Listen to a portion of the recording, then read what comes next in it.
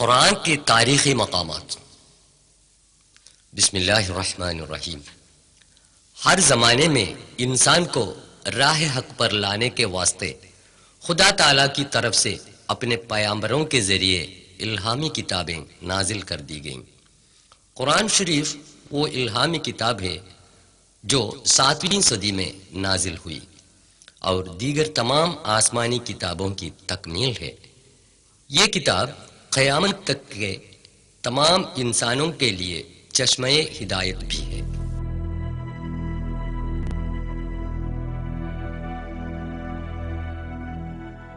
Science اور technology نے انسان کو بہت آگے بڑھا دیا ہے، مگر قرآن شریف کے نزول ہوئے 1400 سال گزرنے کے باوجود اس کے کسی ایک تذکرے کو بھی آج تک کوئی غلط ثابت نہ کر سکا اور ایک حرف بھی بدل نہ سکا۔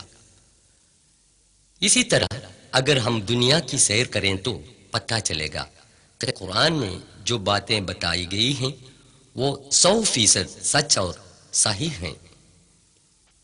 قرآن شریف کے تعلیم ہے کہ دنیا کی سیر کر کے تاریخ گزشتے سے عبرت حاصل کریں۔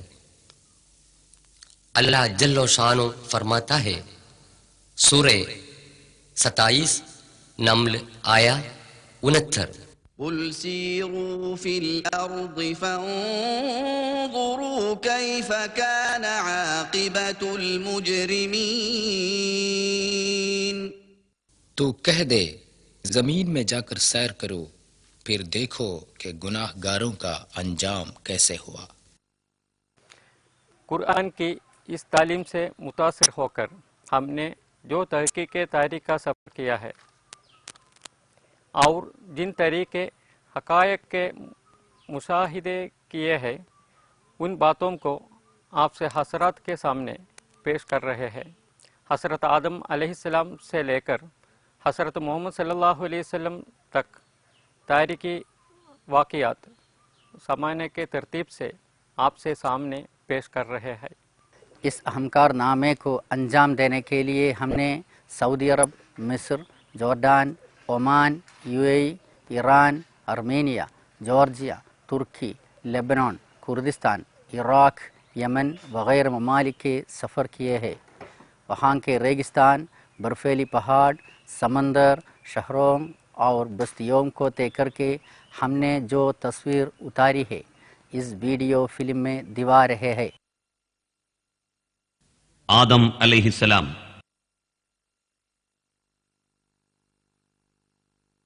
انسان ہے وہ جو اربوں کربوں حیوانات سے الگ تھلگ تمیز اور عقل کے ساتھ جنت میں پیدا کر کے زمین میں بھیجا گیا ہو۔ مکے سے چند کلومیٹر کے فاصلے پر عرفات کے جبل الرحمہ پر بنی نوع انسان کے باوائے آدم علیہ السلام اور ان کی بیوی حوا کی ملاقات ہوئی۔ اکثر مفسرین کا یہ بیان ہے۔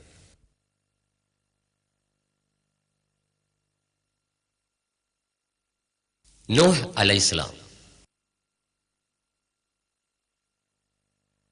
پیغمبر حضرت نوح علیہ السلام جس علاقے میں تھے وہ جگہ آج ملک عراق میں شامل ہے۔ سمیریا کے بت پرست قوم کو انہوں نے دین حق کی طرف دعوت کی۔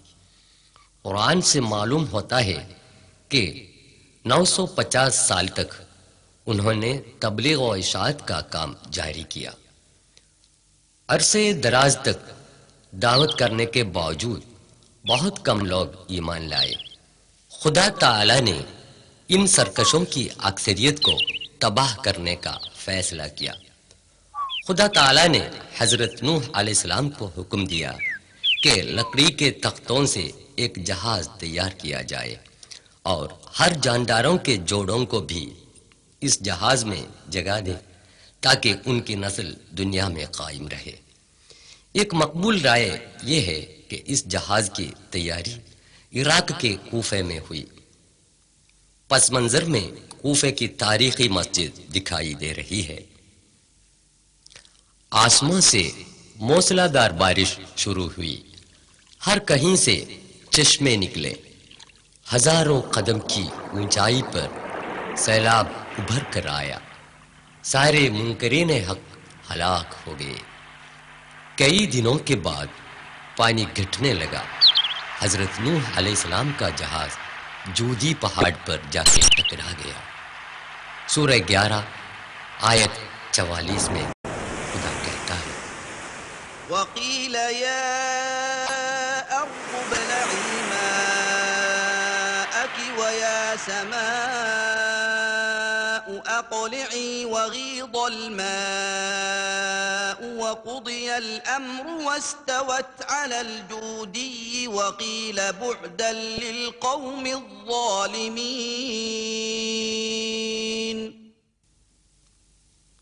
कुर्दिस्तान के शुमाली हिस्से से तुर्की के जूदी पहाड़ का मंजर। उसकी ऊंचाई 6800 फुट है। जूदी पहाड़ मशरकी तुर्की में सरहद आर्मीनिया के करीब वाक़े बर्फीले पहाड़ अरारत से 300 किलोमीटर के फासले पर वाक़े है।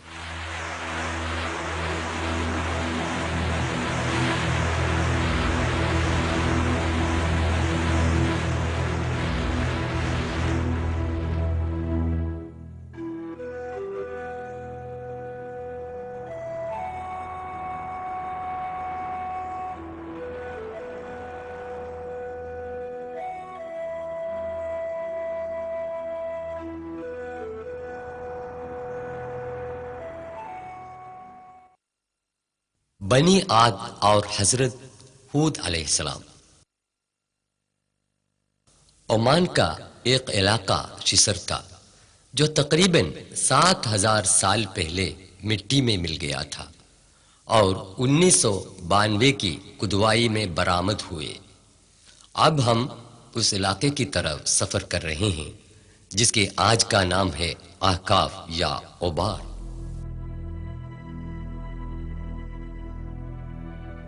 यह है ओमान का शहर सलाला। यहां से 172 किलोमीटर रेगिस्तान से सफर करने पर ओबार पहुंचते हैं।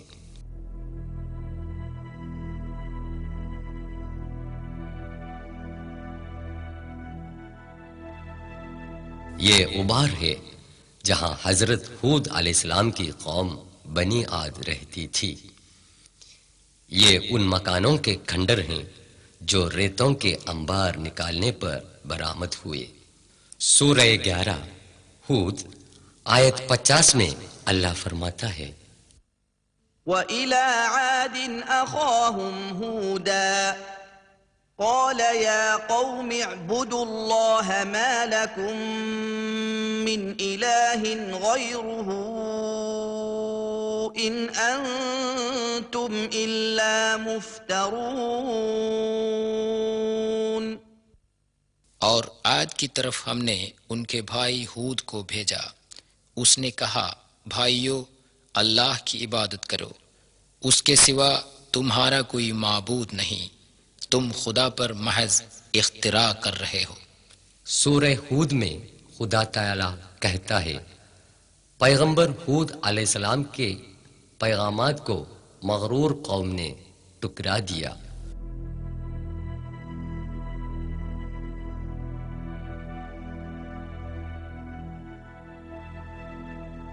بنی عاد کو خدا تعالی نے پانی سے مالا مال کیا۔ یہ اس زمانے کا ایک کنواں ہے جس میں آج بھی پانی بھرا ہوا ہے۔ سورہ 89 الفجر آیات 6، 7 اور 8 میں اللہ فرماتا ہے، ألم تر كيف فعل ربك بعاد إرم ذات العماد التي لم يخلق مثلها في البلاد.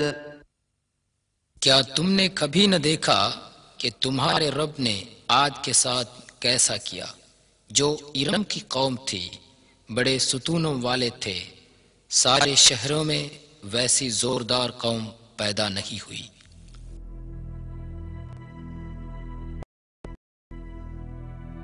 ان کے ستونوں کے یہ کھنڈر ہیں۔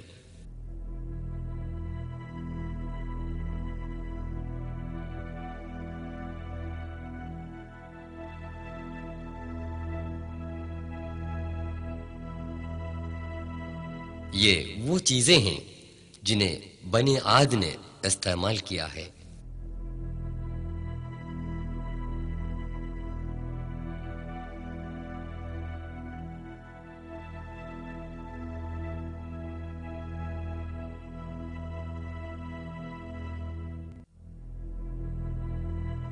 سکے جال جو پتھر سے بنائے گئے،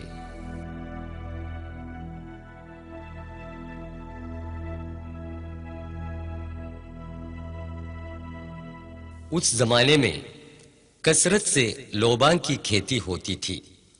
اس کا عرق دواؤں اور خوشبوؤں میں استعمال ہوتا تھا، جن کے برآمد کرنے سے بنی عاد خوشحال اور مالدار بن گئے۔ جب بنی عاد نے بت پرستی اور حق تلفی کو جاری رکھا، حضرت ہود علیہ السلام نے ان کو عذاب الہی کی تاکید دی، پھر بھی انہوں نے انکار کر دیا۔ خدا تعالی نے حضرت ہود علیہ السلام اور ان کے ساتھیوں کو بچانے کے بعد بنی عاد کو تباہ و برباد کیا۔ سورہ 69 الحاقہ آیات 6 اور 7 میں اللہ فرماتا ہے، وَأَمَّا عَادٌ فَأُهْلِكُوا بِرِيحٍ صَرْصَرٍ عَاتِيَةٍ سَخَّرَهَا عَلَيْهِمْ 7 لَيَالٍ و8 أَيَّامٍ حُسُومًا فَتَرَى الْقَوْمَ فِيهَا صَرْعَىٰ كَأَنَّهُمْ أَعْجَازُ نَخْلٍ خَاوِيَةٍ۔ عاد قوم سخت ہوا سے ہلاک کی گئی، جو ان پر 7 راتیں اور 8 دن برابر مسلط رہے۔ بس تو اس قوم کو دیکھنا کہ اونتھے پڑے ہیں، وہ گویا کھجوروں کے اکھڑے ہوئے تنے تھے۔ ابار کی چاروں طرف ریگستان ہی ریگستان ہے۔ اس وقت کی سخت آندھی میں ان کی بستیاں ریت میں دھنس گئیں۔ کھدوائی کرنے پر ان میں سے بہت کم بستیاں درآمد ہوئیں۔ ریت کے نکالنے پر شاید اور بستیاں نکل جائیں گی۔ عیش و عشرت میں مست رہنے والے انسانوں تاریخ سے عبرت حاصل کریں۔